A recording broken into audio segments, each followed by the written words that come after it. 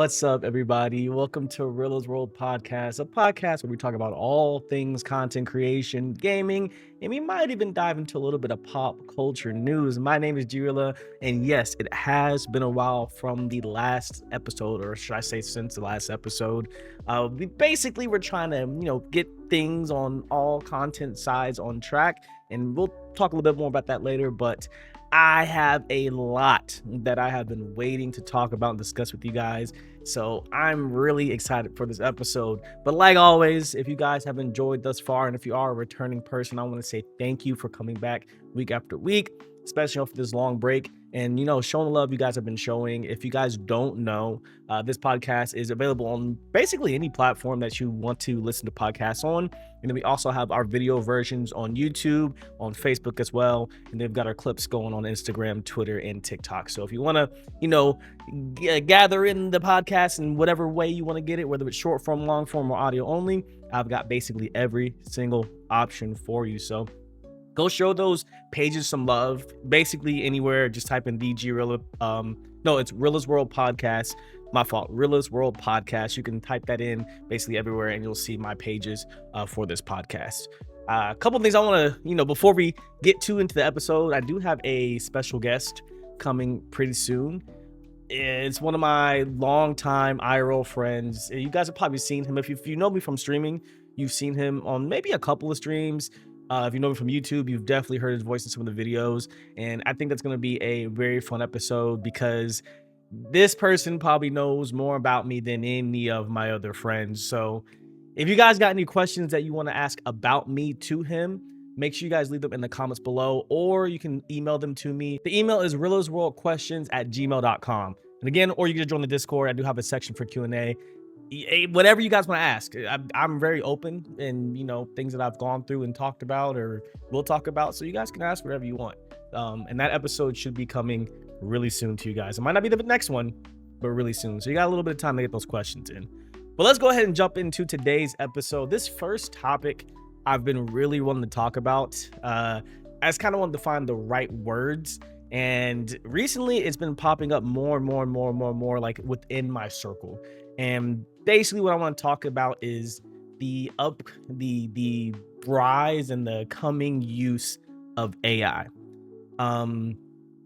I've been very clear on my stance when it comes to AI. I feel like AI is a great tool when used appropriately. I do agree that there are people who are abusing it, but there's tons of tools out there that we've had for years that people will abuse. For instance, I play 2K. There's a tool called a Zen. Basically, people use it to cheat. Its primary use wasn't for it to cheat on NBA 2K26, but that's what people use it for. So I know there is a lot of hate when it comes to just people like damn near saying the word AI. People get upset and they get mad about it, but there's AI in a lot of stuff that we use on a daily basis that you might not even think of. And especially as content creators, it kind of blows my mind. And when people are like, oh, I don't ever want to use AI and I'm completely against it. Dude, all the algorithms that we use and we want to get to push our platforms and our videos out on these platforms, it uses AI. So you actually do need it to gain the traction that you want for your content. Now, again, on the flip side, I do agree that there are people who are abusing it. I am not one for like going on ChatGPT, typing in a prompt, and then that prompt creation being your finished product. Again, I'm more on the side of AI should be a tool used to help create the finished product. It should not be the finished product. So all those like videos where it's an AI video and it still says Sora popping up around the screen, I'm not really for those. Yeah, I laugh at them. It's funny seeing a gorilla pop into a KFC and start cracking jokes, and then it falls and turns into a bunch of bananas. It's hilarious to see, but I do agree. I don't think that people should be able to really build a following or even like make money, that kind of stuff, off those videos alone, which a lot of platforms are against that as well. They're making it so those kind of videos can't be monetized or can't be used other than to just like share and have a couple laughs. And I'm okay with that.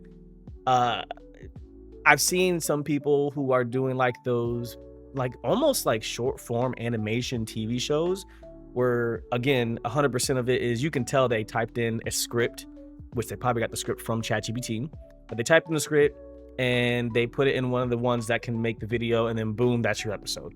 Again, I don't agree with that as well. I don't want you guys to think that I'm saying, oh, all AI usage is great. No, that kind of stuff I don't like. I do feel like that is the downsides of AI. Again, there is good and bad for basically every single tool that we use on a daily basis. I don't really like that stuff. I think that kind of stuff is taken away from the creativity of creatives, and it's making things a little lazy. But again, if people are using it to kind of help. So, for example, if you've seen some of my content, I do use AI in certain things. So, if you've ever been to one of my streams, I do have like a little character that I use. I basically use AI to create that character. So, it's not just, I didn't just type in a prompt and whatever. I kind of drew what I wanted and kind of figured it out. And it took actually a long time to get it to be able to build the character exactly how I want it, because the character is a combination of basically a bunch of different Dragon Ball Z characters in one. Also, it's a reflection of me as well. So it is a unique character in the sense that it's not like I just took Goku and made him this. I pieced a bunch of stuff together and then kind of made it with him in my own likeness, with the Dragon Ball Z animation style. My stream, if you guys don't know, if you've never been to my stream, it's kind of like Dragon Ball like themed.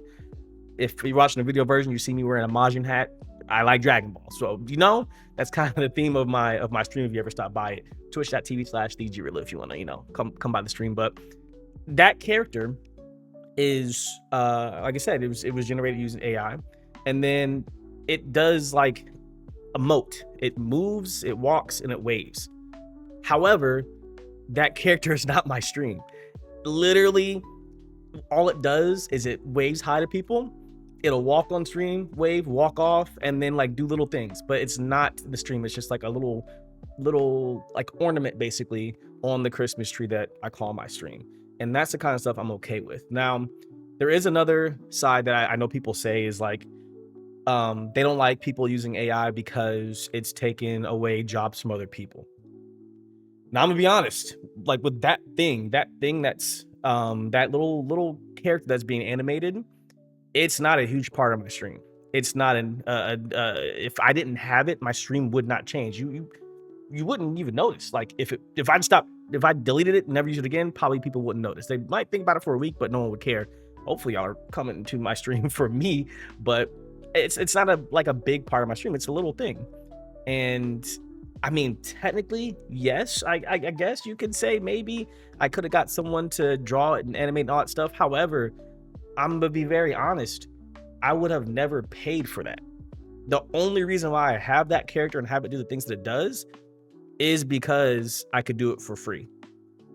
There's no need for me to have it other than it's kind of cool, but I would never have paid somebody to do that. So it's not like I'm taking a job from someone or whatever, because if I could not have gotten it for free, there would have been no opportunity to create that thing. Now there are certain things that I feel like should be used and done by a graphic artist or someone who draws something like that. Like logos, like for example, if you guys have seen my Grilla logo, that was created by a graphic designer. There's a whole bunch of steps that took into getting that, which I will be very, very, very, very, very transparent. I did try to create that logo with AI. I tried my hardest. I'm gonna be very honest. It wasn't my first choice to try it with AI. I had about 4 different graphic designers that I spoke to over the course of almost 2 years. Actually 5, because the 5th one was the one who actually created it. But technically 5 over the course of about 2 years to try to create that logo for me. And 4 out of the 5, terrible. One guy literally went to Google and got a stock image and basically like colored it, which I could have done on Canva in 2 seconds, and tried to give that to me as a logo. And I paid a pretty penny for that. Obviously, I gave him like a deposit, which was half. I'm not going to tell you how much money it was. I did get scammed. and then I was supposed to pay the second half once I got the product and I okayed it and it was good. Um, it was not good. It was not good. I don't even think I have. If I have the design, I'll put it up on the screen for the video version. I don't think I have it anymore. 99% sure I deleted it, but it was terrible. It was, like I said, basically a Google stock image, and they just kind of colored it differently through like Canva or Photoshop or whatever. And that was the first guy. Second person, again, I'm not going to name any of these people. I'm not going to name. I'm not that messy. But the second person, sent them basically every single piece of the logo that I wanted, all my ideas, asked them for feedback. Never saw anything. Nothing ever came of it. I waited a long time, kind of asked here and there about it, but I wasn't gonna like super push anybody who I could tell didn't really want to do the work. It was really annoying because the person offered and said they would do it because I had talked about the previous encounters that I had. And this nothing ever came of it. It was about 6 months, and not 6 months. That's a little exaggerating. I'd probably say about 2 months, and literally, I don't even think a line was drawn. A single line was drawn. So that was another experience that I had that was pretty bad. Another couple people, again, really, really bad drawings. You could tell that. I think one of them honestly used an AI generated image. It looked like it was an AI generated image because, like I said, I had tried to do it and it looked just like the stuff I tried to do, which was crazy to me. And I know that there's, again, people out there doing stuff like that. And then I finally found a guy who could do it for me. He was awesome, very good. Even gave me some of his feedback, and he helped me come up with what we have for my logo. And I love it. I don't think I could have got anything like that through AI. Again, I did try. I'm be very honest. I did try. So stuff like that. And again, I will use that logo, and I've paid for it. It's mine. I will use that logo on like clothing and stuff like that. Those kind of things, if you're going to use it on a product or it be the product, I don't think you should be able to just go on Google, type in a prompt, and then it comes up, and then boom, you put it on t-shirts and sell it. That I don't agree with that. Stuff like that, I feel like should be drawn by an animator and things of that nature. If it's taking like likenesses and stuff like that, again, that's bad. That's not good. That's the same concept of me just taking someone's video, putting it on my YouTube, and acting like it's mine. It's very bad, obviously. There's tools that we have that can rip videos and do that stuff as well. There's tools that you can download a TikTok video, take off the watermarks, and then upload it on your own and be perfectly fine. Again, every tool has its good and bad sides. So I've used that same tool. Ironically, I have a channel that I started, and I've used that same tool to download my old videos from a different channel to re-upload them on this one because they fit this channel more. So again, there's tools and you can use them for good or bad, every single tool. But I really do feel like the whole AI discussion, some people, they have good points, and I understand. When we're talking about like the environmental dangers of it, I understand that 100%. Now, again, I don't think that we should be building these places if they're truly polluting air and polluting water, stuff like that. I think we need to find better solutions for these farms and stuff like that to have it even be like functioning. We should find better solutions for that kind of thing. Yes, I do agree with that, but I feel like some people's stance on AI in general, like they just kind of group it into one. Like just AI is just bad, and it's there are parts of it that are bad. There are parts of it that are scary. Like some of those videos where they're recreating like people who have passed away are scarily like real looking. Now I think we have to come up with better detection software to make sure people know like, hey, this is 100% AI. Now, like me, someone who's on the internet and understands that stuff, it's easy for me to, I can look at it and see that person has 7 fingers for no reason, or the words in the back are written in half English, half Chinese. Like I can distinguish AI versus real easily. Again, they look close, but it's really easy to tell. You can tell. AI is like real-ish, but it's always like kind of uncanny. Like it doesn't look real. But someone who's not really on the internet could easily be tricked by that stuff. And I've seen it. I've had my parents call and be like, did you see blah, blah, blah? And I'm like, that was definitely an AI video. I was like, oh, okay. You know what I'm saying? So again, that kind of stuff, it just depends on how people are using it. But like, even for like work, my job, I don't want to say they force us, and my dad doesn't can't really force me to do anything, but they encourage us to use like ChatGPT for certain things, and it does help out a lot. It makes my life a lot easier, allows me to get work done a lot quicker, which allows me to do more things. I kind of uh, think of it as like when the Amazon sent out the Alexas for the first time.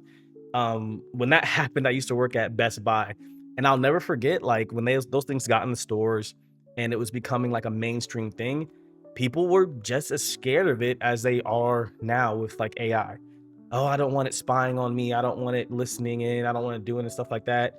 And I told him, I was like, look, at the end of the day, you got a cell phone in your pocket. If the people who you think want to spy on you, like the government or whatever, they can do it from the cell phone in your pocket easier than they can do it through. I got one right here, so I ain't gonna say her name, but y'all know who I'm talking about. I don't want to activate it, but like they can just tap into cameras on the street cameras. Like they can find you if they really wanted to. And also, we're normal people. Like, why why is the government gonna be spending millions to come and spy on me? You know what I mean? Like that kind of thing. So I remember that was happening, and I feel like it's a similar reaction. Now I feel like also with the AI, again, with it being able to like recreate people, it's a little bit more dangerous than that thing accidentally putting something on your shopping cart and it comes to your door by accident. Like, you know what I mean? You can have some bigger implications from that, but at the end of the day, I feel like it's something that it's going to be with us, it's going to be a part of our lives. It's going to be something that's still growing. So we have to learn to kind of work with it. And if it can help better your life, then use it. For example, for me, one of the things that I literally use AI on a daily basis, there's two things I use it for. One, I have this program. It's called Repurpose, and not a sponsor, but if y'all want to sponsor me, feel free. But basically what it does is it kind of shoots your content to all different places. Now, I run 5 different channels. Basically all those channels have their own socials minus Twitter. I just have the one Twitter and the Twitter for the podcast. But it basically puts my content in different places. Like it puts it all, I upload it to one spot and it just distributes it everywhere. Uses that. Another thing I use it for is the clips for the podcast. So one of the biggest reasons I took a break from this podcast was, yes, I could film these podcast episodes and get them out, but if you're a content creator, doesn't matter what content you're doing, whether you're streaming, whether you're doing YouTube, if you're not creating short form content from that long form content, you're just not really going to get discovered as easily. You got to be making this short form content. So if you're a streamer, you clip your streams. If you're a podcast person, you clip your podcasts, stuff like that. Or you're just literally making short form content, which is discoverable. So for the podcast, I could easily have pumped out these podcast episodes and then boom, threw them up on YouTube and then just saw what happened. But yes, I do love doing this podcast. I do like it, but obviously I want to grow this podcast so I can do more things with it. And I just did not have the time to take away from my other content creation to sit here and now clip up another hour-long thing. I just didn't have the time. Well, there is tons of programs online. Again, this ain't no sponsor, so I might even redact the other name. I'm not gonna lie. I might redact it because if you ain't paying me, I ain't gonna give you no free promo.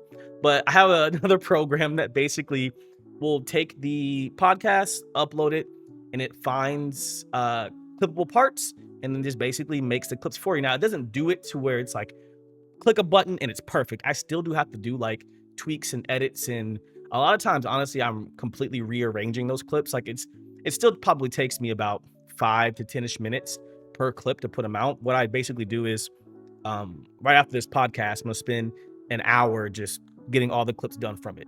Probably taking about an hour and a half, depending on how long this episode ends up being. But I still have to do some tweaks. It's not perfect. It's not a human at the end of the day, but it does the job of chopping it up for me is the biggest thing. And I would not honestly be able to do this podcast and to grow it if I didn't have that AI clipper. Basically, there's no way. I just don't have the time. I don't have the time. I'm not a full-time streamer. I have a 9-to-5 job, and for all this stuff I want to do, Like, this is really just like a passion project, so I couldn't devote what I know I need to be doing to just this. This is just something I want to do and I love doing. I love talking to you guys, love being real with you guys. But again, I didn't want to just throw up episodes and have it sit there. There's no point in doing that. So if you can find ways to make AI make your life easier, just try it. Just try it. Just do it. It's not as scary as you think. When you're lumping it all together as like one thing, then it can sound scary. But like the stuff that's doing the clipping for my stream is, or for my podcast, is not the same thing that's recreating Kobe Bryant videos of him going into a KFC. They're two separate things, but they're known as AI. So that's my take on that. I did want to talk about that because I in my inner circle, these past like month, 2 months, I feel like AI has kind of infiltrated in different directions, different takes, all that stuff. I've had a couple conversations about it, so I just want to put my 2 cents out there so everyone can kind of understand where I'm coming from, because I do use it. I don't hide it. I don't hide the fact that I use it. I'm not ashamed or anything, because I use it in a way that I think, I morally think is okay. Again, for me, it is a tool that helps me do more. Honestly, it helped me do a lot more. And again, you could say, hey, well, now there's one less person making money off those clips. I wouldn't do the podcast. I'm just be honest with you. I wouldn't. I'm not in a financial situation to where I could pay someone to do it. Now, if I was, I would. If I was, I would. I 100% think that a person clipping these same things, it'd be better. It'd be 10 times better. But I can't devote that time, nor can I pay someone to devote that time. I could pay someone, but I couldn't pay someone what I would feel comfortable paying them for that, if that makes sense. Like, I can get someone to do it for super cheap and rip them off, but I'm not going to do that. So again, there just wouldn't be a podcast if I didn't have that tool available for me. So I'm still not taking anything from anybody. I do want to get to the point to where I can have someone do my clips. Honestly, the gaming clips that I do, those are all edited by me.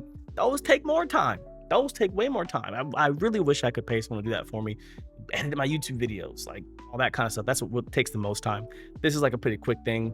And again, for me, AI is just a tool that I use to allow me to do more things and get more content out to you guys, to anyone who likes my content. That's what I use it for. I get the other side, but in my opinion, it's not as bad as like people are trying to make it out to be. There are bad side effects, but there are bad side effects to basically everything that we use and do on a daily basis. So that's my take on that. Again, just wanted to get my point out there because I do use it. I do use it publicly. I don't shy away from it. If someone says something about it to me, I'll have that conversation. I'm okay with it. I feel like a lot of times people who are completely against it are rarely willing to like hear you out on your side of it. But here's what it is. That's my side. But moving on to a kind of more fun topic. Today is November 21st, which means next week is Black Friday. And there are a ton of Black Friday deals coming out. Before we move on, if y'all are still listening, I want y'all to go in the comments below and let me know one thing that you're going to try to get or are going to get for Black Friday. Me, and I feel like I feel real old about to say this. I'm not getting anything gaming. I'm not getting anything computer related. I'm buying a blender. I'm buying a blender. Yes, a kitchen household product I will be buying. My current Ninja blender, I've had it for a long time. I had it actually when I bought it, when I worked at Best Buy. We used to have discounts and I got a really good deal on it. It's like a $100 Ninja blender I got for like $50. And I used that thing. I ran it down. Like, the motor doesn't really work that well. Like, I used to use that thing all the time. So I used to make these fruit smoothies. I call them smoothies. It's literally just fruit and water. Like, I would put the mixed fruit in there with some water, blend it up, and then drink it. Delicious for me. Some people don't like that. It's not like super sweet, but for me, it was amazing. That was my little like sweet treat that I would have. And that thing's been out of commission for like 6-7 months. It got to the point where like it still could blend, but you can smell the like motor burning, and I don't think you can really fix that. And if you can, I can't fix it. I'm not gonna try. So for this Black Friday, I'll be getting me a new blender, and I am extremely excited. That's like gonna be the highlight of my week. I'm not when that thing gets here, I'm not gonna lie, I'm gonna be so happy. I'm gonna be extremely excited. But there are some really good gaming deals. The biggest thing that I've seen so far is the PS5. I don't think I've seen a sale as big as this for the PS5.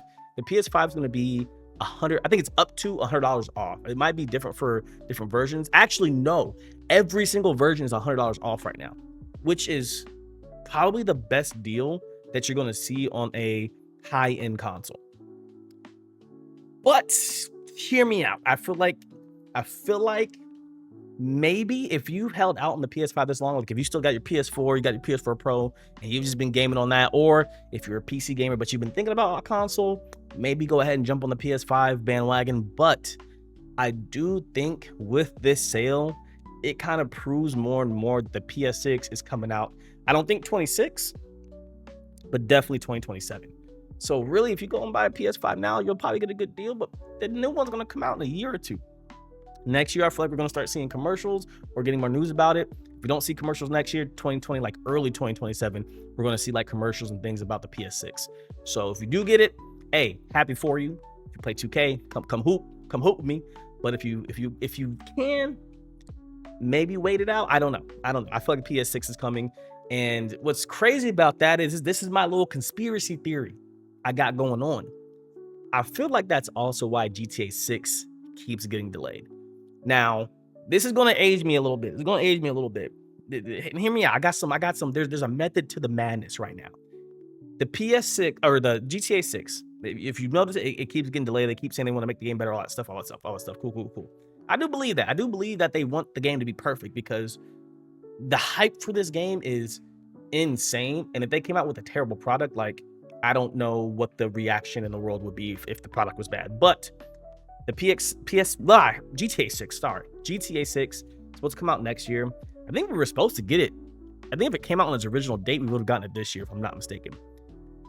But if you remember when GTA 5 came out, again, this is going to show my age. I was in high school when GTA 5 came out. GTA 5 came out on the PS3. Yeah, GTA 5 has been out for that long. It came out on the PS3. I think it was 2013, if I'm not mistaken. I think it was 2013, like the end of 2013.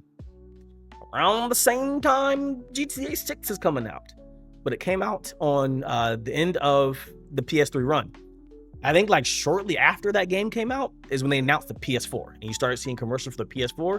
And then like a year after the PS3 version came out, the PS4 dropped and the PS4 version came out. I think the PS4 came out maybe like a couple months before. And then maybe like that December-ish. GTA 4 or GTA 5 came out on the PS4, but they basically got the double dip. They had two games sold a year apart, but it's the same game. It was the same game. I don't think there was like a slight graphical update when you got the PS4 version, and I can't remember if the PS3 version had online. I feel like it did. I feel like it had to have online. No, I don't remember. I know obviously the PS3 had online, but I don't remember if GTA 6 online came out until the PS4. I don't remember. I do feel like I remember driving around on the PS3, but regardless, they basically got the double dip. Within 2 years of showing the same game to the same person. I bought two versions of GTA 5. Basically gonna have to do that again with GTA 6. That's what I feel like they're gonna do. And I ain't gonna lie, I can't blame them. Like, hey, if you're gonna buy the PS5 and get the PS6 when it comes out and get GTA on both of them, like, hey, more power to you. Rockstar, Take-Two Interactive, y'all are geniuses. Y'all have found a way to keep a game relevant for. This is probably the longest run I've ever seen for a video game. Probably the next is Minecraft, and then, well, I mean, you've got your World of Warcraft, you got stuff like that, yes, but to this magnitude because RP is still so huge. Minecraft, Fortnite, popularity wise, like people who are still like RP streams are huge. I don't really see that many like World of Warcraft streams. League of Legends, stuff like that. I don't really see that. I'm not in that space, so I don't know. Maybe hey, I could be wrong. I apologize. I'm not trying to disrespect y'all, but hey, I know you're typing in the comments right now. Chill out. I'm not trying to disrespect you. I'm just not in that space. So I don't know, but I don't feel like they're as big as like RP streams, RP content, stuff like that. And GTA 5 is still going strong. They went and bought 5M, which was genius. So they basically found like an infinite money glitch. I'm not gonna lie. They basically found an infinite money glitch. And I feel like they're gonna do the exact same thing with GTA 6. It's gonna come out twice in the span of 2 years. People are gonna get it. But there might be a loophole. If you've been paying attention to the gaming space, there's this new console, whatever you want to call it, potentially coming out, or not potentially, it's coming out next year. The Steam Machine. Now, we don't know the pricing. We know what it looks like, but we don't know the pricing. I don't think they showed the full specs on it. Like, we know it's supposed to, it's basically a high-end computer in a small form factor. But the Steam Machine might be the hack to not have to buy like GTA 6 twice and like other games of that nature. If you don't know what the Steam Machine is, Steam company, basically Valve, they're the ones who made like the Steam Deck. It's the handheld PC basically. They used to make the VR. I forget the name of their VR. Were they Oculus? And then Meta bought Oculus? Or was theirs? No, they weren't Vive. That was HTC. They used to make the high-end VR glasses as well. I can't remember what it was called. But they are coming out with another VR headset as well. But basically they're the ones who make those things. The Steam Deck, which started a whole revolution of these handheld PCs. Like every company has a handheld PC now, or they've partnered in making a handheld gaming device. Obviously we have the Switch, but now PlayStation has the Portal. Microsoft doesn't have their own, or I guess you could say Xbox. They don't have their own, but they partnered with other companies to come out with a version. It's popular. I mean, more and more people are having to game on the go, or like just gaming when they have some free time, or just want to like be in the bed and game. So the handheld gaming is super popular, and it's a genius idea, bro. Being able to play your PC titles in your hand wherever you go is genius. And one thing people forget is you ain't gotta pay for online on a computer. It's free. Comes with it. Comes with it. I ain't gotta pay $15.99 like I do for PlayStation Plus on Steam. I just get the games. Steam sales are amazing. There's so many different games that are not only free but super cheap. A lot of the games that I had the most fun with are under like $10. Fun for a little bit of time, but still a lot of fun. You have a bigger variety of games you can play. And then now it's even crazier. The fact that like all these Xbox games with the Xbox Games Pass and all these PlayStation games are coming to PC as well. I'm not gonna lie, it's kind of looking very scary for like the name brands that we've been used to. For Nintendo's gonna be its own. Nintendo's never gonna give up their IPs and have it come to a PC. You can get them, but they're never gonna just do that like how Sony and Microsoft are doing with their games, their exclusives. But why do I need a PS5 or PS6 if I can just play the same games on my Steam machine for free and still use my controller? If I like I can use whatever controller I want at that point. I ain't gonna lie, I do have a PlayStation. Xbox controller is more comfortable. I'm gonna be honest. I said it. The Xbox controller is more comfortable. I just can't use it. So why would I buy a PlayStation? I'll be honest, the only reason why I have my PlayStation is to play 2K and Madden.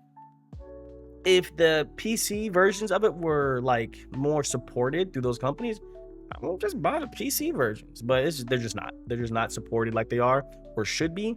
So I have to buy the console versions. That's where most of your competition is.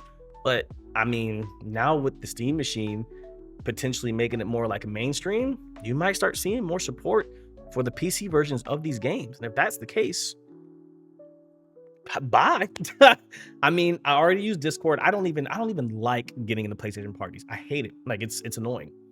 Then on top of that, I had been considering buying a second PC to do a PC like setup, like a dual PC setup, just because my current PC is a little bit older. It does struggle. It doesn't struggle to play games, but it struggles to play games and stream sometimes. Like Marvel Rival, I have to have it on like the lowest settings. I can't multi-stream like I would like to.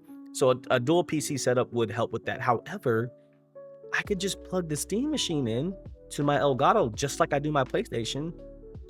Boom, instant dual PC setup. And it's easier. It's easier to do it. I can play everything on there. I would have to get a second keyboard, obviously, keyboard and mouse, but I'm cool with that. I'm never going back to controller. I don't care nobody. I'll never go back to controller.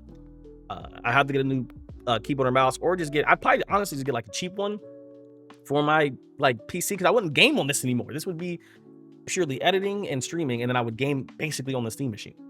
So I think it's really, really cool because they've said that you can basically use it as a PC. Like it's built like a PC.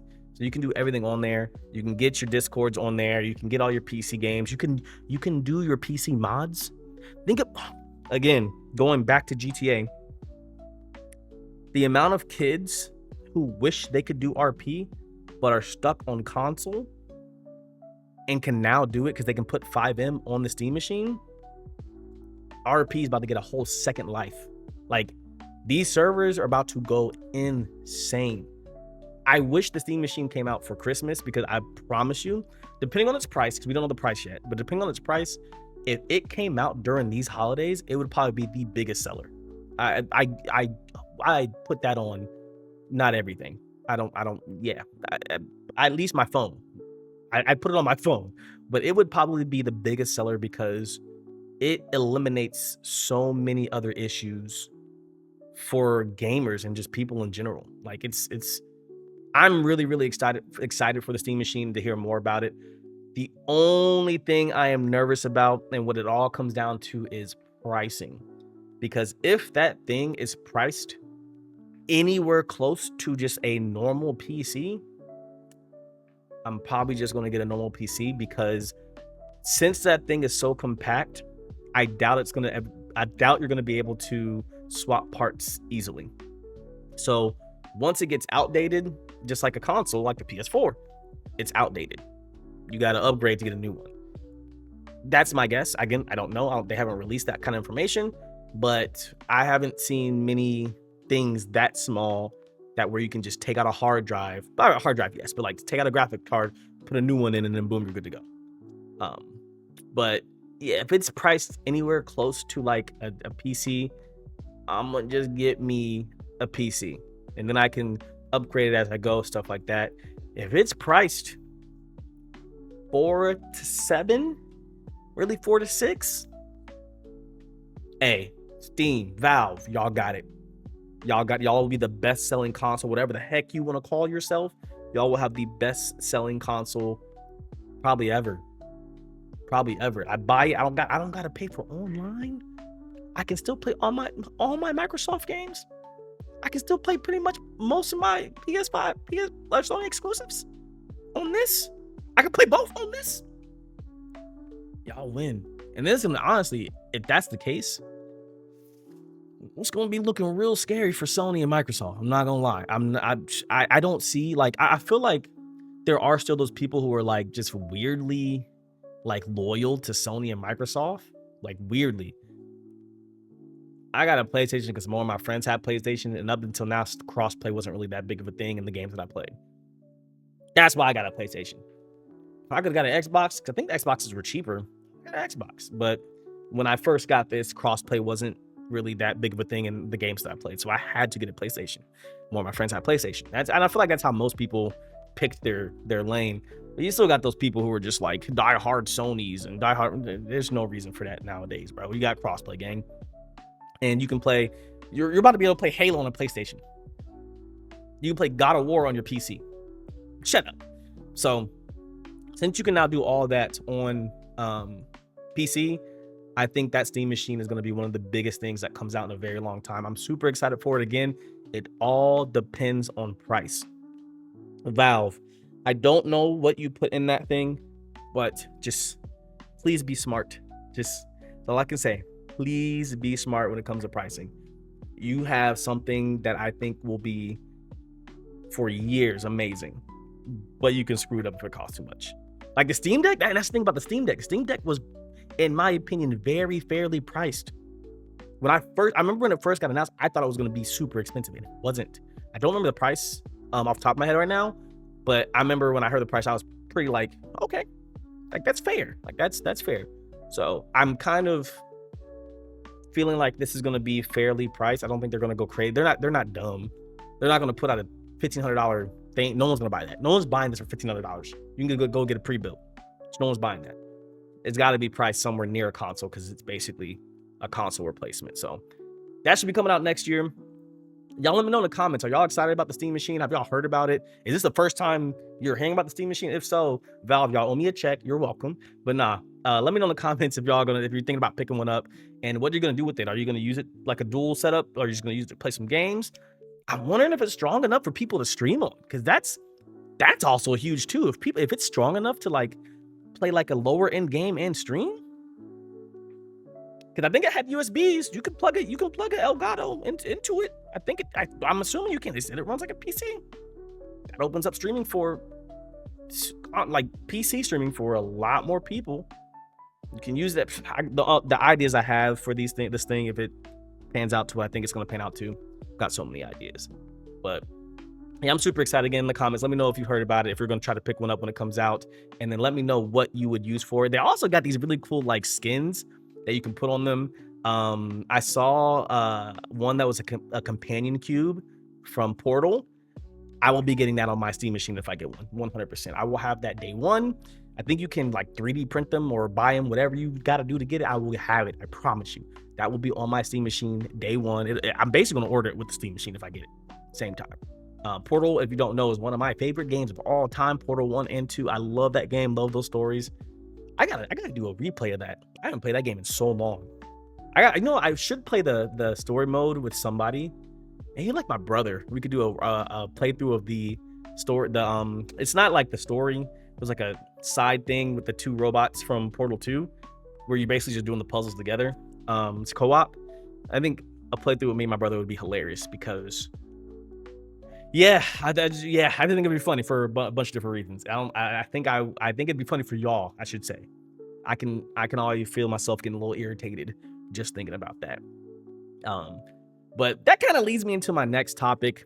One thing I also been kind of wanting to talk about is because this has also been like brought up to me multiple times. I was actually having a conversation with one of my homies about this literally like 2 days ago. So it's been fresh on my mind for a while. But what we were talking about basically is like how to start a gaming group, how to start a content group, and what it takes to get one going. Now, I can't tell you how to do that. I can't tell you how to start one. I cannot tell you how to have one that's successful. Reason why? All the ones that I've been in or tried to do have failed. I can tell you the reasons why I feel like they failed from my point of view. Before I continue, because I was thinking about this before I decided to put this on my outline. I am in no way, shape, or form throwing shade at any of the people who I'm speaking about when I talk about this topic. The crazy part about that is I'm not going to say no names, but if some of these people, like people who are going to be, they're going to know that I'm talking about that situation, only they will know. But hey, if you're listening, I have no hard feelings. I do not feel any type of way about it. I'm just very honest in my own podcast, gang. That's all it is.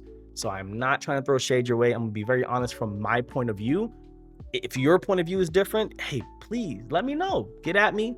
Get on the podcast. We can talk about it. I would love to hear, because all these situations that we're going to talk about, I don't think, besides one person, I don't think I've ever spoken about that to these people, because we don't really speak anymore for most of them.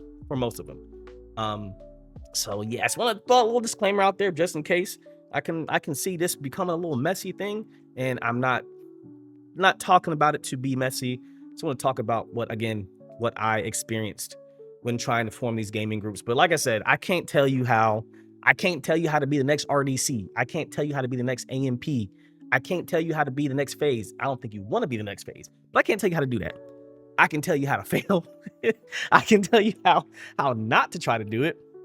And basically, I feel like it's one of those things that when you think about it in reality, or like when you think about it in concept, it sounds amazing.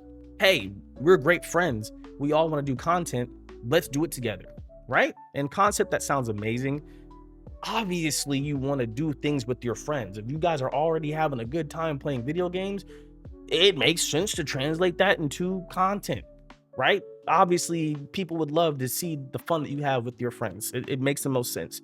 But what I've come to like realize is there's a reason why there's only like 5 big content groups that have been around for a long time that are still there that I can think of. Again, there's probably some more obscure ones that I don't know, but your main ones, RDC, AMP, and FaZe ish. Those are like your main, and FaZe has had their own issues. AMP have had their little, ups and downs, but they've stuck together very, very well throughout the years. I don't know of any RDC drama. There might be some. I don't know, but I haven't really heard any. I'm not too deep in the RDC lore, so I don't know, but I haven't heard much from them. But those are like the only 3 that off the top of my head I can think of that have been like successful for a long period of time. RDC still, they're newer. They've been around for a while, but they're newer. But anyway, and my reason why I think that is, and what I've kind of experienced is, people aren't really as honest with themselves as they should be and need to be. And what I mean by that is, a lot of times when I've started these groups, or even I've had other versions of this podcast as well, even when I've started those, in the beginning, it always is, oh yeah, I want to do this, bro. Like, let's lock in, let's do this, blah, blah, blah. Again, same thing with the podcast or the groups. Everyone's all excited. Boom, week 1, cool. Everyone's on board. Everyone's got their jobs. Everyone's doing it. It works. Week 2, still everyone's hype. It's that honeymoon phase, everyone's still hype. It's fresh. It's new. The work seems fun. And then week 3, one person maybe might be a little late to the session, or one other person don't feel like editing one day, or someone just, they a little tired for no reason. And then week 4, it just all starts to fall apart. And that's what I've kind of noticed, is because people get motivated real quick. Again, the idea of it sounds amazing. I'm going to be making content with my friends. It's going to be a lot of fun. Even if I got to edit, I'm editing for my friend. You know what I'm saying? Like, it sounds fun. But then you got to do the work. You got to actually do the stuff. And that's the part that I think that gets a lot of people in a lot of these groups who try to make the content. And that's, for me, where I've seen all of the iterations of either the podcast or just the groups that I've been in, or even like the people who I'm just like, not necessarily we were forming a content group, but like a can't think of the word, accountability partner. Like, it tends to fall apart, usually because one person is more dedicated or invested than the others or the other people. And then it's like one person is constantly like doing a lot, doing all the work, and the other person's doing less and less and less. Or the one person's trying to get the other person to do more, and then they fight back more because they're not really into it as much as they said they were, or as you are. And I feel like that's the thing that will keep people in these groups and stuff like that failing the most. Is just not being honest with yourself, what you really want to do, what your goals really are, and what you're really willing to do long term. I feel like to have these groups, like, you gotta always be on the same page. You gotta keep the main thing. Shout out to Jalen Hurts. That's who I first heard that from. But you gotta keep the main thing. If all of you have particular jobs you're supposed to do within that group to make the whole thing run, you gotta do it. I've heard AMP talk about that plenty of times. Like, if you listen to them talk about what's kept AMP going for so long, like, they understand, like, yeah, at the end of the day, AMP is a business. RDC is a business. They have DreamCon. Like, it's a business. Yes, they are friends, but sometimes working with your friend is harder than you think, because the work tends to kind of bleed into the relationship, stuff like that. But you guys got to really understand, like, what your mission is, what you're going for, and what you're trying to do. And everyone's got to understand their role. If I'm the editor and you're the person who does all the social media marketing, we got to be just as hungry as the other person. I got to be editing my ass off to get what we need done just as much as you're marketing the hell out of the podcast to get that stuff done. If people are the talent, you know what I'm saying? They got to be on time, ready to go. And like, obviously stuff happens, you might get sick, blah, blah, blah. And that's when you have the other people who are willing to step in and pick up the slack. And I know for a fact the podcasts that I tried to do, um, a couple of them failed just because, again, everyone was hype in the beginning, and then I quickly realized like they didn't really care as much as like I did or other people did. And then others, like I said, other people weren't willing to take on more if someone wasn't able to help or do something because of whatever reason. And then again, others just weren't really as hungry as they said they were, and they were not doing their part. So it just all kind of fell apart. And then same thing with the groups. You'll tell people, hey, we're gonna be accountability partners, or we're gonna form this group and we're gonna put out this much content. And you got one guy who's going crazy with the content, and the other ones, or maybe two of the other ones, are just like kind of half-assing it, not streaming, not doing stuff. And it's kind of like, bro, we're supposed to be, you know what I'm saying? Like, how can you hold me accountable if you're not doing it? And I can't, I'm trying to hold you accountable, but no matter what I say, you're still not doing it. Um, I feel like that's, super, super, super hard to do. And you have to be all on the same page, all understanding your role, and all willing to put in the same amount of work and help each other. And unfortunately, in just my experience, I just haven't had that. I haven't had that yet. Like I said, that's the reason why I can't really tell you how to be successful at it. I wish I had the recipe. Um, I will say that for me, I've had one of the things that I've purposely been trying to have myself do, like especially this year, is be willing to like collab and do things with other people. For years I was solo. I was dead set on, I'm playing 2K by myself, I'm doing this by myself. Obviously I tried these little podcasts, these little groups, they didn't work. So like I was like, I don't want to bring nobody in, I'm not trying to share my community. And then this year, like I said, I was just like, let's we don't have to do it. You don't have to do it that way. I started reaching out to people, doing collabs, playing games with other people, just that kind of thing. And it's honestly been fun. I've enjoyed it. I've enjoyed having the people come over, and it does a lot of times give you that boost you need. Now, I'm not like looking at these people and depending on them every single week to play a game with me. No, it's more like, hey, you're a really cool creator that I mess with. I'm a cool creator that you mess with. Let's collab a couple times, make some great content, continue to do our separate thing. And that's kind of what I've been enjoying a lot as recent, especially with this podcast. Again, there have been weeks that I've not done it for different reasons. And so I haven't really had to like stress about someone else being upset that I couldn't do it or didn't want to do it. I'm not gonna say didn't want to do it. I do want to do this every week. I have to make it make sense and I have time to do it. But I don't have to worry about anybody else. So for me, it has been easier to do certain things by myself, or just really just focus on myself. But the downside to that is I gotta do everything. I gotta do everything. I don't have my co-host to edit, and then I run the social medias, or my co-host to help me come up with topics. I gotta come up with my own topics, which is pretty easy for my podcast because this is more based off my personal experiences. So it's not really that hard to come up with topics. It's what I'm interested in and what you guys are interested in typically. So that's pretty easy, but like, you know what I'm saying? I don't have anybody to like help me with stuff. I do have like some of my friends will give me ideas to talk about stuff like that as well. But for the most part, I'm doing everything. Hence, full circle moment, the whole AI thing in the beginning that we were talking about is why I needed a tool to help me do some of this stuff, because I could not do it all by myself. And another big thing that I've learned to do as well, and this was super hard for me and still like is kind of hard for me to this day, is I have to reserve my energy for myself.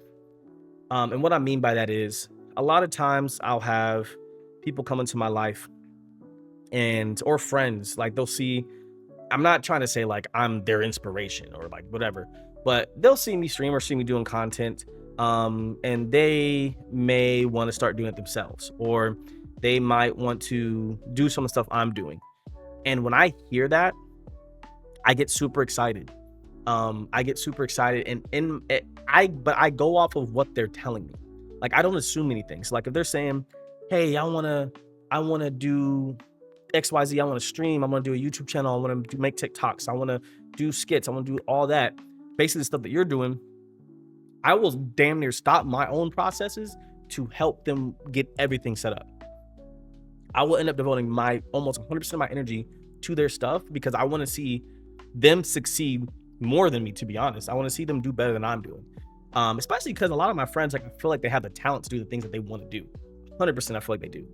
But I am extremely blessed to have a circle full of talented people all around me, like in different aspects. Some of my friends, I'd be surprised, they'd be like, out of nowhere, they'll just randomly draw a picture. And I'm like, yo, what, why don't you do this on a daily basis? That's amazing. I got friends who just start rapping for no reason. And I'm like, that would sound really good on a beat if you would, you know what I'm saying? Like, I have my friend group, my circle of people is some of the most talented people on the earth. Some of them have these talents and they just don't want to be like, front lines, but I have a super talented circle. And again, that's why I'm willing to dive so deep and put so much of my energy because I know they can do it if they just really want to do it. And again, they're telling me that they want to do it. So I take that at face value. I feel like, I don't know, maybe I feel like that's what you kind of have to do, or you should do. Because for me, what I say that I'm trying to do and what I'm going to make happen is truly what I'm going to do and what I'm going to make happen. Yes, obviously things do happen that slow you down and like you got to pivot. But like what I've come to see is, unfortunately, the majority of people, like, I just have to see their actions before diving in so deep. I just have to see them put in some of the work, and then I will not still. I don't ever stop my own stuff anymore. I've stopped doing that. Obviously, bad. Can't do that, right?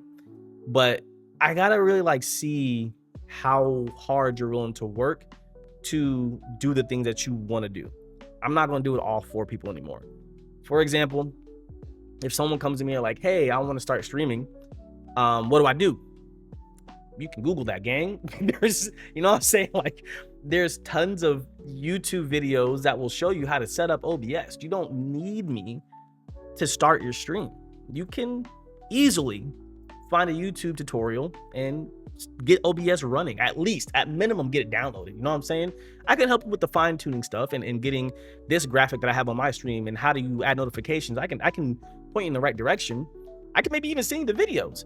But like, if you're looking for me to do it for you, that's already showing me that you're not willing to put in the work to make this stuff happen. Streaming is a lot, like doing content's a lot of work. Hey, don't even try to get me to do that whole 9 to 5 conversation. I'm never gonna have that conversation. I don't. Yeah, we're gonna move sweep right past that. But streaming in its own is a lot of work, and I tell my friends this all the time. In my opinion, the streaming is the easiest part. It's super easy, at least for me, to hit start streaming, stream for 7 hours, hit end stream, do that again tomorrow. I could do that for the rest of my life. However, in reality, it's very, very rare that just streaming is going to get you to where you want to go. You have to do all the extra stuff, especially nowadays. I know in a previous episode, I talked about how back in the day when I first started streaming 2K, it was super easy. There was not nearly this many people trying to be a content creator or a streamer. There was not this many people. So you literally just had to find, let's say you want to be a FIFA content creator. You go look at all 10 of the people streaming FIFA at the time. As soon as one ends, spark up your stream. All those people are going to come to you because they now need someone to watch because their current content creator is not there. And if you're super entertaining and maybe they like you more, they'll stay. That's what happened with me back in the day. Nowadays, go whatever game you like right now. Whatever game you like. Don't close the podcast. Don't close the podcast. But open up Google on a different monitor, whatever you got to do, and just type in your favorite game on Twitch. You're gonna see probably 2,000 people streaming that same game. And to find little old me, you're gonna have to scroll for days, hours, unless you know my name by heart. You would have to scroll forever to find my stream, and then just so happen to click on it and find out that I'm really a fun guy, you know? But like I said, they have to know my name. The way to get your name out there, you gotta make the content. You gotta do the short form clips. You gotta do the long form stuff. You gotta have Twitter. You gotta have social. You have to have all this other stuff to really get your streams out there nowadays. It's not as easy as just hitting start stream on OBS or whatever you use and just streaming. You really can't do that anymore. Yeah, there are some people who that's worked for them. I'm sure that there's things that happen that have helped them along the way to get that notoriety in the streaming world, but it's rare. It's rare. When you start talking about your top streamers, you're talking about 20 different people out of the thousands who are streaming. You know what I mean? Like it's a minority of the people who have like got to the top tier. Now there's a lot more people in that like middle range where it's like they are full-time creators and they're living like a super comfortable life. If that's where you want to get to, that's a little easier to obtain. But if you're trying to get to that top tier stuff, much harder to do. And again, there's not that many at that top tier lane when it comes to streaming. But you have to do so much more nowadays, and I feel like that's what people don't realize when they want to jump into streaming. They think I just got to stream, and at some point Mr. Beast might raid me, and then boom, I'm good. Sorry to tell you, gang. Be very honest with you, no. And I do that now. I do that with people all the time. Like I'm very honest. I tell my friends all the time, like if I have people, like I have friends who have brothers or sisters or cousins or whatever that want to start streaming, I always tell them like, hey, if you don't want to tell them, I'll be the asshole. I'm very okay with that. I'm very honest. I'll let them know what the reality of it is. And it's more so because I don't want them to waste their time. Now, I'm never going to discourage people. I never discourage people. I never try to discourage people. I tell them like, hey, you can do it. If what I will always say, and you guys can vouch for me, you guys who are coming to listen to each episode, I think every single person, if you play a video game and have some type of talent, you should try to be a content creator. Everyone. And I always say, if I'm able to do it, anyone can do it. If I've been able to overcome the stuff I've overcome and I'm able to figure it out and make it work within my busy ass schedule with my job, anyone can do it. Anyone can do it. So I never try to discourage people, but I'm very honest and realistic as to what it takes to make it happen. And even for me, like I haven't fully made it. Again, I'm not a full-time content creator. I still have to work a 9 to 5. It's not like I got a choice. I have to work a 9 to 5, or else then I can't do none of this stuff. So I haven't really like made it yet, but you can look at my stuff. My stuff's constantly growing. I'm getting to those points. I'm working my way up. But I'm putting in the work. And again, even for me, I've talked about this before. For me, it's all consistency. When I go crazy and I'm consistent, all my numbers go up. The moment I slack off and start to dip down, all my numbers get stagnant or go down. So it takes a lot more work than people realize. And that's why, like, again, I have to see you be willing to put in that work. I got to see you trying to do stuff. I got to see you try to figure out how to add an overlay, and then I will help out to the best of my ability as much as I can. But yeah, I just don't dive in head first anymore. I've been drained a lot by a lot of people. Again, I don't feel any bad blood, just no hard feelings. If you're listening to this and you're someone that I've tried to help, again, I'm not trying to throw shade at you. I'm not trying to make you feel bad, anything like that. Just living my truth. Again, if you got a different perspective, please let me know. Come on the podcast. You know what I'm saying? I am open to having guests on this podcast now. Like I said, we do have one coming up pretty soon. I think you guys are going to enjoy. But yeah, that's my take. That's my thoughts on just, again, you got to learn to conserve your energy. You got to learn to spend your energy wisely, because you will go bankrupt. They will take from you. People will take from you. And sometimes it's all for nothing. So be careful with your energy. Make sure you are putting you first. People think that that's a selfish thing. Yeah, for some reason, people think that putting yourself first is a very selfish thing. And yes, you can make it selfish if you're just like, it's all about me. No, yeah, calm down. But you have to put yourself first. Just like, for example, when you're on the airplane, that little thing comes down, it literally tells you have to get yourself right before you can help others. And that's very, very true. You have to make sure you're right, make sure your stuff's good before you can help others, or else both y'all gonna fail. Both y'all finna have lack of oxygen, you know? So learn to put your energy where it needs to go. Make sure you're taking care of yourself, and you're gonna be all right. You're gonna be all right. Again, I'm still working on that every day. I'm not perfect at it. There are times where I catch myself like, oop, let me slow it down. Let me put it in reverse, Terry, and let me back it up, and you know, kind of do what I can do with the time that I have. But with that being said, it's going to take us to one of my favorite parts of the podcast, the question and answer section. This is the section where I answer questions from people who are in the R.O.O crew community. Like I said earlier, if you want to submit questions to the podcast, there's a couple ways you can do it. One, if you want to try to do it on Twitter, go ahead and DM me, or you can just @ me on Twitter. I will try my best to look there, but the two best spaces to do it, we have a Q&A section inside the Discord. If you want the link to the Discord, look at the description of anywhere or find any of my social medias. You can find the link to my Discord. There's a dedicated question and answer section. You can put them in there. Or if you would like to send in questions anonymously, which most people are doing, I do have an email to do that. ReallasWorldQuestions@gmail.com is the email. Again, it will be down in the description below. Go ahead and click it, copy and paste, send the email, send your questions. If you would like to be shouted out, you can go ahead and put whatever social media you want. I'll put it on the screen. I'll shout you out. But if you want it to be anonymous, just don't put any socials, don't put any names, and I'll just read the questions. I don't know if people are doing that on purpose, but almost every single question be anonymous. But yeah, if you want to get shouted out, go ahead and put your info. I'll shout you out. Like we had, Ziggy, my guy Ziggy. He gave me some good questions on the last episode. But we're going to go ahead and get to the questions. The first question that I have written down here, I got to read these before I put them on here. I do try to go through them and make sure it's not the same questions I've asked before, but I don't really read them. I ain't gonna lie. Some of y'all got to work on y'all grammar, bro. Y'all be, I ain't gonna lie. So just sometimes I got to read it and then make it make sense in my head and then read it out loud. This one's actually written pretty well. Question is, what's the biggest sacrifice you've made to become a full-time content creator? Before I even get into that, again, I am not a full-time content creator.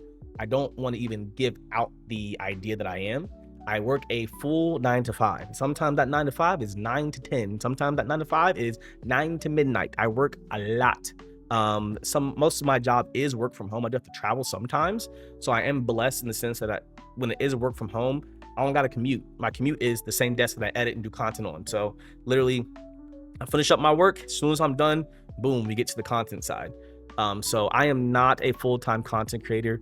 I do put out a lot of content, so maybe it does seem like I am, because you see me a lot on the internet, but I am in no way, shape, or form a full-time content creator. That is a goal of mine at some point. I'm not worrying about it or stressing about it, but I do want to at some point be a full-time content creator. But if we're talking about sacrifices, still just to create content and be a content creator, period, I still do have to sacrifice things. And I would probably say my biggest sacrifice is I don't get to do things as much just for fun anymore. And what I mean by that is a lot of the times, I don't have the time to just get on 2K and play the park for fun for hours anymore. I don't have time to just hop on Marvel Rivals and play 20 quick matches or comp games back to back anymore. I do that from time to time. If I'm caught up on content and I'm good to go, there are days where I'll do that. But obviously before I was doing content, I could just do that all the time. Or the times where I'm not doing content, I could just play video games all day, not have an issue with it. But now, again, kind of what I was saying before, to do content in the scale that I'm trying to do it, it takes it's very time consuming. So when I'm done with everything, I'll sometimes go ahead and get on 2K or get on whatever and just play for fun. But a lot of times when I'm playing games, it's either being recorded or I'm streaming. And that's one reason why I play the games that I play, because if I was being forced to play games that I did not like, I would quit. There's no way I could do that. There's no way. So at least I am enjoying the things that I'm playing to create the content. But yeah, I don't get to really just do just play games. I don't really just play games. It's usually if I'm playing 2K, I'm still thinking, okay, I gotta get a couple clips, so let me do something crazy here and there. You know what I'm saying? I'm still thinking as a content creator, even when I'm if I'm just playing. And there's a lot of times where I do play and I kind of feel guilty because something will happen. I'm like, oh my god, that would have been a crazy clip. That would have been so funny if I had it. And that happens. That happens a lot. Content creators, y'all know that. Y'all know that. I know what y'all know what I'm talking about. There's always that one time where you're like, ooh, I should stream this. Ooh, I should record this. And you're like, nah, I won't. Nothing's going to happen. And the funniest thing happens. The craziest thing happens. And you don't have it. That happens to me often. So I feel kind of guilty when that happens. I'm like, damn, I kind of, but yeah, that's probably the biggest thing is I don't get to just play games just to play games as much. And there's a lot of times too where like I I have to prioritize like streaming and making the content over just like going out a lot of times too. Like for example, this weekend, there's two movies that I really, really want to see. Fun fact, a lot of people don't know this about me. I do like musicals, but I don't like a lot of musicals. Two of my favorite musicals have been The Greatest Showman. That is that's one of my all-time favorite movies, period. I love The Greatest Showman. And then Wicked was actually really, really good too. So I am excited that Wicked 2 is out, or the second part of it. But I don't have time this weekend. I have to get caught up on content. So I don't have time. I could probably try and force it, but I have not been streaming this last month because I've been trying to get all my content going. Again, I was trying to get this podcast right. I was trying to get I launched another page. I know. I keep adding stuff on, but I launched another page, and one day I'll get into the reasons why I have so many different pages. I kind of talked about it briefly on Instagram, but I launched another page. So I was working on like I was spending most of this month just working on getting all that stuff to work and figuring out a schedule and making it work. So I haven't even had time to just stream. So this weekend I'm spending all the time to get everything right, so that way I can start back streaming up this week. And I just won't have time to go see it. I could go see it Sunday, but the Eagles play the Cowboys, and I gotta watch that. So that time will be used for that, and I could go see it during then. Or like I said, I could force it to go see it like late at night, but again, it's give and take. It's give and take. So I just have to wait. But that happens pretty often, where like I have to choose between going to do something fun or making the content. That's another thing I've noticed a lot of people just aren't willing to do, is that small sacrifice. Because honestly, I envision myself this time next year, I won't have that problem. I feel like I'll be at a point where when I can get an editor, oof, y'all, the amount of content y'all gonna see when I can finally have editors, man. Because if I could just make the content and then have to like edit it, like just like the YouTube videos, like the 2K stuff, the Marvel Rival stuff, the clips. If I didn't have to do that, no, bro, y'all get about 3-4 videos a day on each channel, plus some skits. I promise you would. But because I really like, I enjoy making that stuff. It's just, and I enjoy editing, but it's just editing is so time consuming. That's the only thing. So that's probably my biggest sacrifice, is just, devoting time to this and having to prioritize it over fun stuff a lot of times. I know it's going to really, really suck when I get back to Atlanta, because there's going to be a lot of things I'm going to want to do, especially when I first move out there. I've already kind of like trying to mentally prepare for that. But that's my biggest sacrifice for that. Moving on to question number 2. That question says, how do you choose what games to make content on or play on stream? Do you go with what's currently performing, or what you actually like to play? Yeah, so how do you choose what games to create content on or to play on stream? Do you go with what's performing, or do you use what you like to play? Yeah, that was one of them grammatically weird. Hey, I don't know who did this, but I just really be copying and pasting straight from the email to this. Yeah, y'all gotta work on that. Hey, back to the AI thing. Put it in ChatGPT and it'll clean it up for you. Just saying, that was really hard for me to read, and I can read very well. But basically, they're just asking, how do I choose what games to play? Do I go with what's popular or stuff that I just actually like to play? And stuff that I actually like to play. I used to go with what was popular. So it's funny because there's a category. I don't know if everybody calls it. I got this from TBH. He's just the first person I heard kind of call it this, but you have these streamer games. And like, for example, and again, if you like these games, if these are your type of games, you like to play them, I mean no disrespect. This is just my opinion, my perspective.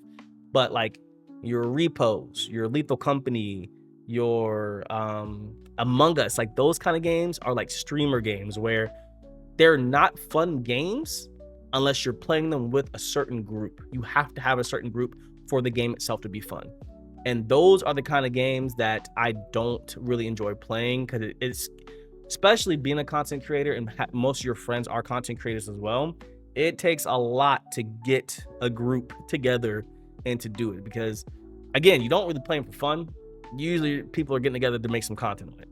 So you got to really fit it in. Some people might be tired because they've been spending all day recording their own content. Now they got to come and do this. You know what I'm saying? Like it gets pretty difficult to kind of get those groups together. There's been a lot of times where we've had Among Us nights where we got 20 people ready to play. As soon as we send out the text like, hey, everyone's good to go, let's play, 4 people show up. That happens all the time. So for me, what I did stop doing, and if you've been watching my variety channel, DG Realla 2, if you want to head over to YouTube and subscribe to that channel, again, DG Realla 2, TOO, if you want to subscribe, my variety channel. But if you watch that, you'll see my transition into the games that I'm playing. So it started off where I was playing, we tried RP, which again was fun, but RP is, I do love RP. I love RP, but RP can be so time consuming and I get so wrapped up into it that it's like the only thing I do. And then editing it was a chore because there's just so much that would be not happening. Like I'm running down the street for 5 minutes, I got to cut that out, stuff like that. So editing it was a chore, and then it was becoming a chore trying to play it and do all that stuff. It wasn't really fun trying to create the content for it. And then we did Among Us, did a couple of Among Us videos. Again, same concept. I really wasn't having fun editing it at all. And then after the one session that we did, trying to do another session was like pulling teeth to get it together. We also did Schedule 1, which Schedule 1 was a lot of fun. I actually wouldn't mind doing more of that, Schedule 1. But again, it's one of those things where the editing wasn't terrible, but I didn't have a lot of fun editing the Schedule 1 videos. And I feel like it took a lot to make them, I don't know. Schedule 1 is a weird place. Like I really enjoyed playing the game. I think I would actually be okay with making more content. And what's really kind of annoying but a blessing is those videos did really well easily. They did pretty well. I also don't know how popular Schedule 1 still is, but I think if I started making content on it, like it'd be fine. And then what else did we play? Peak. Ooh, Peak got old for me really quick. I enjoyed Peak when it first came out. I do know there's an update for it, and I do kind of want to play it for the new update, but Peak got old super quick. Like after me playing it for like the 4th time, I was done with it. I was done with it. It again, fun when I was playing with certain people. Like if you watch the channel, you saw me play with Ari, that was a fun session. If you saw me play with my brother, fun session. But like the game itself, it got boring pretty quick. And you'll notice, like if you watch me stream those kind of games, I start to lose interest and I just start doing stuff. Like I'll just start almost sabotaging basically to like make it fun for myself again, which can be annoying for others. So I try to stay away from those kind of games. Repo is another one. Again, that really depends on who you're playing with. But the game itself, after playing it for like a month, it wasn't that fun. That's why you've never really seen any Repo videos. You don't see me really stream it that often. Among Us is fun because I'm good at it, really good at it. But again, stuff like that, those streamer games aren't my cup of tea. The 2 games that I enjoy playing and I enjoy making content on, I enjoy editing, I enjoy researching, Marvel Rivals right now, and then 2K. Those are the 2 games like I can off stream. You'll rarely ever catch me off stream loading in a repo. Rarely. You'll rarely catch me loading in Among Us. Rarely. Even though I like that game. Those kind of games I don't play, but I will play 2K all day. I'll play Rivals all day. When I get done with this and it's uploaded, guess what I'm gonna be on? Marvel Rivals. I promise you, I'm gonna be right on Marvel Rivals. I'm practicing Star-Lord. My Star-Lord's getting kind of cold, by the way. But yeah, like those are the games I like to play. And I love scary games. I love scary games. If you made it this far, sneak peek, only y'all will know, people who listen to the podcast, we are going to start getting scary Saturdays. Scary games. I ain't got a good name for it yet. I don't have a good name for it, but scary games are going to become a staple on that variety channel. Every single Saturday is going to be a scary game that we play because I love scary games. Even like the obscure ones, like the Fears of Fathom type animation style games. I love those. I love scary games. I am a little punk when I play them, but those are fun to me. Those are genuinely fun because my reactions, like I never like it, my reactions are so pure, and it's a lot of fun. So I do not, and I almost refuse to play games unless I really find it fun. Like if I can't play that game by myself and have the same amount of fun if I played it with 10 people, I really don't want to play those games. So I only play games that I have fun. And I feel like you guys can also notice that. Like if I'm not having fun with the game and I'm kind of forcing it, I feel like you guys can tell. I'm a pretty genuine person. Like what you see is what you get. So you can tell when I'm starting to like kind of get quiet or whatever, I'm getting bored. I'm just kind of there because I don't want to disappoint everybody else. I'm over it. I'm pretty much over it. So I tried to play those games. I'll turn down those opportunities just because it's not fun for me. And then that content I'm not really going to use. So they are fun every so often. Like I'd probably play Repo like maybe once this month, but it'll be a while again before I play it after that. So to answer the question, that long roundabout answer, I basically choose what I genuinely like. I have to like the game for me to be able to make content on it and for me to actually like stream it and stuff like that. If I don't really like it, you're not gonna see me there. I promise. Maybe once in a while, but not often. It won't be a staple for sure. All right, and we're gonna talk about the last question.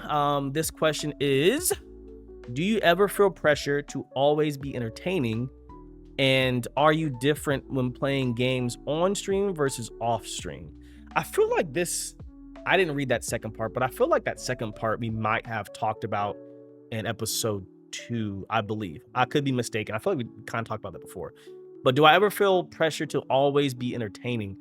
This might sound very like arrogant, but no. I feel like naturally I'm entertaining. Y'all let me know. I feel like naturally I'm pretty entertaining. And the reason why I say that is when I hop on stream, I'm pretty much me. Like there's the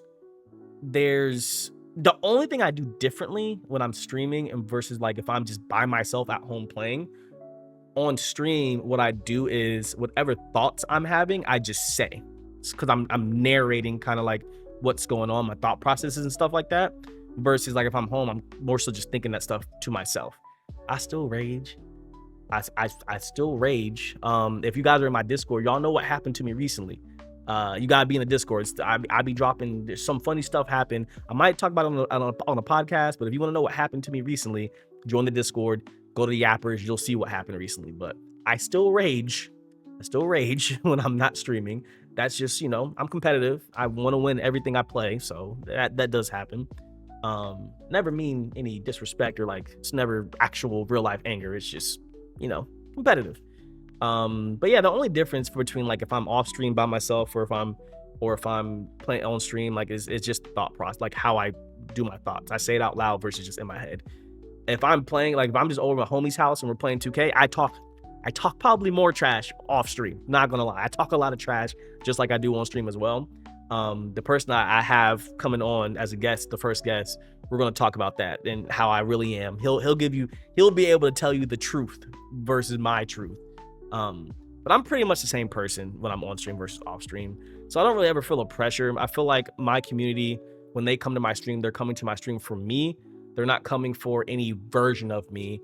And I feel like for me that's the only reason why I don't get burnt out really, like when it comes to creating content or when it comes to streaming, is because like obviously I do get tired of it, but I don't ever feel like I just really want to stop this because I don't want to stream anymore type thing. Like obviously things happen in life where I've stopped, but it's never because of streaming itself.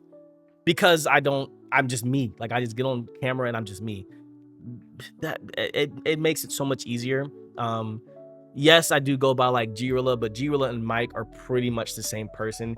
G-Rilla might be slightly more elevated because it just doesn't turn off. When I'm myself, like there's a lot of times where I'm just chilling. I can be quiet.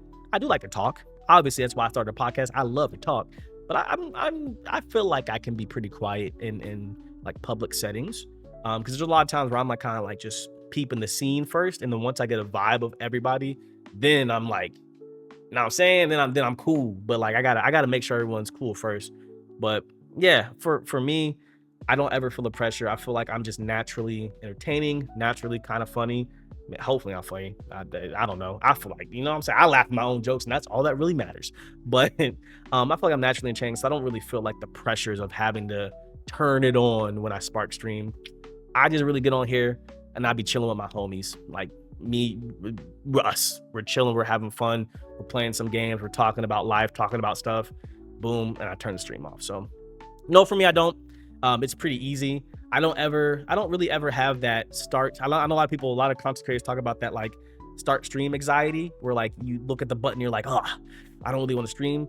I don't ever have that. I don't really have that. Sometimes I do get nervous. Like it's almost like coming back to something you ain't done in a while. So you just want to make sure, like if if you haven't played basketball in a long time and then like you're about to go play, you might feel a little nervous because it's kind of like, ooh, like do I still got it? Like, are people still gonna be cool with me? So I do feel nervous sometimes, like if I haven't streamed for a while, but like I never really look at the start stream button. I'm like, I don't know, blah, blah, blah. And I just click it.